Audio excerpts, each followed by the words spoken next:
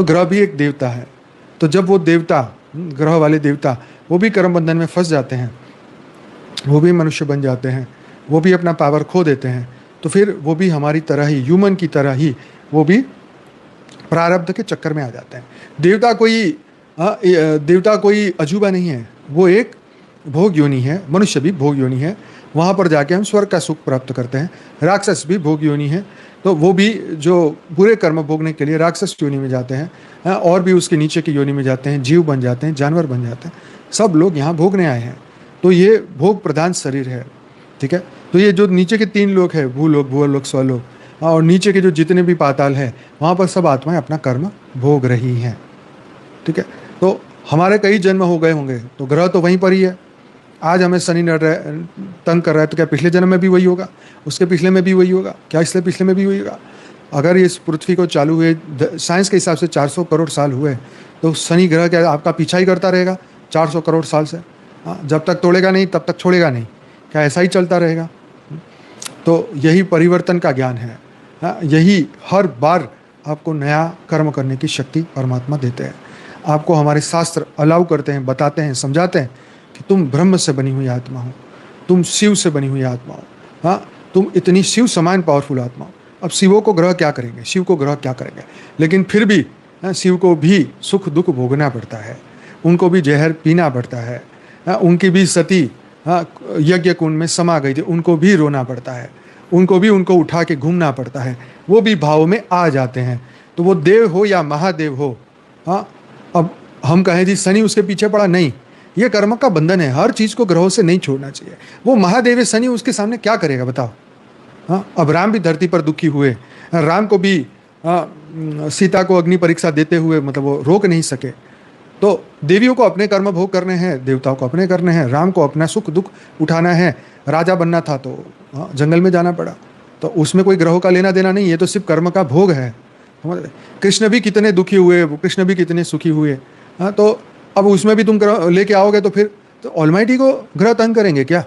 तो ये कर्म बंधन है, हमें ये सोचना है। अगर जीवन में, अगर अध्यात्म में प्रगति करनी है तो ये हमेशा याद रखना, हमारे कर्म बंधन, किसी के भी कर्म बंधन क्यों ना हो, उनको भुगतने पड़ेंगे। देवी देवता या जो कोई भी हो, कृष्ण भी अपने माँ बाप को नहीं छुड़ा सके थे, जन्म भी जेल में हुआ था, तो सब कुछ स्वीकार करना पड़ा, प्रारब्ध को स्वीकार करना पड़ा, मिला हुआ श्राप को स्वीकार करना पड़ा। तो ग्रहों का लेना देना नहीं है, कर्म बंधन है। ऐसे ही आप भी अपने जीवन में हर चीज़ को कर्म बंधन समझो। आया है, चला जाएगा, दुखी करेगा या सुखी करेगा। लेकिन अगर हम समान स्थिति में रहेंगे तो ज़्यादा फर्क नहीं पड़ेगा। परंतु अगर हम ग्रह भी एक देवता है। तो जब वो देवता, ग्रह वाले देवता, वो भी कर्म बंधन में फंस जाते हैं, वो भी मनुष्य बन जाते हैं, वो भी अपना पावर खो देते हैं, तो फिर वो भी हमारी तरह ही, ह्यूमन की तरह ही, वो भी प्रारब्ध के चक्कर में आ जाते हैं। देवता कोई अजूबा नहीं है, वो एक भोग योनि है। मनुष्य भी भोग योनि है, वहाँ पर जाके हम स्वर्ग का सुख प्राप्त करते हैं। राक्षस भी भोग योनि है, तो वो भी जो बुरे कर्म भोगने के लिए राक्षस योनि में जाते हैं, और भी उसके नीचे की योनि में जाते हैं, जीव बन जाते हैं, जानवर बन जाते हैं। सब लोग यहाँ भोगने आए हैं, तो ये भोग प्रधान शरीर है। ठीक है, तो ये जो नीचे के 3 लोग हैं, भूलोक, भुवर्लोक, स्वलोक, और नीचे के जो जितने भी पाताल हैं, वहाँ पर सब आत्माएं अपना कर्म भोग रही हैं। ठीक है, तो हमारे कई जन्म हो गए होंगे, तो ग्रह तो वहीं पर ही है। आज हमें शनि तंग कर रहा है, तो क्या पिछले जन्म में भी वही होगा? उसके पिछले में भी वही होगा क्या? इसलिए पिछले में भी वही होगा। अगर इस पृथ्वी को चालू हुए साइंस के हिसाब से 400 करोड़ साल हुए, तो शनि ग्रह क्या आपका पीछा ही करता रहेगा 400 करोड़ साल से? जब तक तोड़ेगा नहीं तब तक छोड़ेगा नहीं। क्या ऐसा ही चलता रहेगा? तो यही परिवर्तन का ज्ञान है। यही हर बार आपको नया कर्म करने की शक्ति परमात्मा देते हैं। आपको हमारे शास्त्र अलाउ करते हैं, बताते हैं, समझाते हैं कि तुम ब्रह्म से बनी हुई आत्मा हो, तुम शिव से बनी हुई आत्मा हो। तुम इतनी शिव समान पावरफुल आत्मा हो। अब शिवों को ग्रह क्या करेंगे, शिव को ग्रह क्या करेंगे? लेकिन फिर भी शिव को भी सुख दुख भोगना पड़ता है, उनको भी जहर पीना पड़ता है।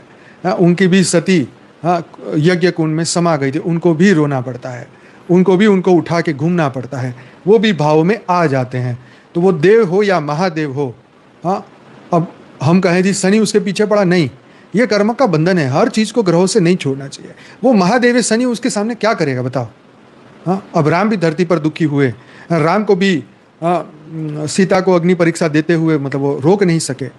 तो देवियों को अपने कर्म भोग करने हैं, देवताओं को अपने करने हैं, राम को अपना सुख दुख उठाना है। राजा बनना था तो जंगल में जाना पड़ा, तो उसमें कोई ग्रहों का लेना देना नहीं, ये तो सिर्फ कर्म का भोग है। समझ रहे? कृष्ण भी कितने दुखी हुए, कृष्ण भी कितने सुखी हुए। हाँ, तो अब उसमें भी तुम ग्रह लेके आओगे तो फिर तो ऑलमाइटी को ग्रह तंग करेंगे क्या?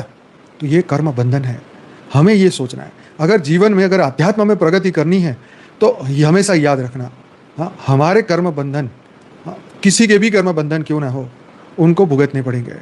हाँ, देवी देवता या जो कोई भी हो, कृष्ण भी अपने माँ बाप को नहीं छुड़ा सके थे, जन्म भी जेल में हुआ था, तो सब कुछ स्वीकार करना पड़ा, प्रारब्ध को स्वीकार करना पड़ा, मिला हुआ श्राप को स्वीकार करना पड़ा। हाँ, तो ग्रहों का लेना देना नहीं है, कर्म बंधन है। ऐसे ही आप भी अपने जीवन में हर चीज को कर्म बंधन समझो। आया है, चला जाएगा, दुखी करेगा या सुखी करेगा, लेकिन अगर हम समान स्थिति में रहेंगे तो ज़्यादा फर्क नहीं पड़ेगा। परंतु अगर हम ग्रह పరం శాంతి అనంతబాయి స్వప్న అవస్థలో జాగృత అవస్థలో ఉన్నటువంటి తేడాని చెప్తూ ఉన్నారు. స్వప్నంలో పరతంత్రంగా, జాగృతిలో స్వతంత్రంగా ఎవరు ఉండగలుగుతారు అని. స్వప్నంలో మీరు మేల్కోవటానికి స్వతంత్రులు కారు కదా. స్వప్నాలు మీ పిలుపుతో రావు, అలాగే మీ ఇష్టానుసారంగా నిద్ర కూడా ఓపెన్ కాదు. అక్కడ మీరు పరతంత్రులే. కానీ జాగృత స్థితిలో స్వచ్ఛంగా